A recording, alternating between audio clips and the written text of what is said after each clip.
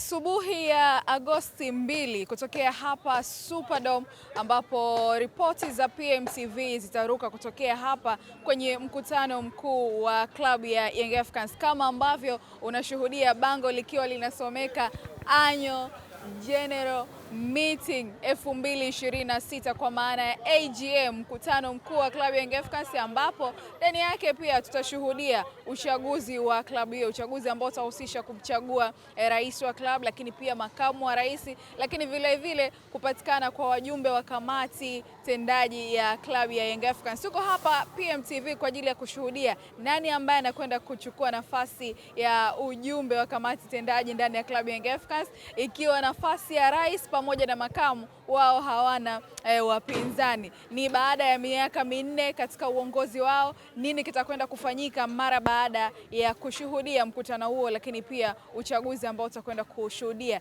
Taarifa ni kwamba PMTV tuko hapa kabla na baada ya mkutano huo. Kwa hiyo cha kufanya, muombe na mwenzako kwamba tayari PMTV wako live hivi sasa kuletea matukio yote ambayo yatajiri kwenye mkutano mkuu wa Club Young Africans kutokea the Superdome hapa Masaki. Mimi Latifa Anafi, nyuma ya kamera hapo ni Muxin Kimonje. Tunakukaribisha, lakini pia tembelea website ya pmbet.co.tz kwa ajili ya kusuka mikeka kali ambavyo unaweza kwenye promotion ya Super Royal Sports, ambapo kali ambavyo unaendelea kujisukia mikeka yako ndivyo ambavyo unajiweka karibu zaidi na ushindi wa gari aina ya Toyota IST. Hivi ndivyo hali ilivyo. Mapema asubuhi tumefika hapa ili tu tusipitwe na jambo lolote mpaka mwisho wa mkutano huu. Hapa ni ndani ya ukumbi wenyewe sasa, ambapo wajumbe wa mkutano huo ndio sehemu ambayo watakaa hapa kwa ajili ya kufanya mkutano, lakini pia kwa ajili ya kufanya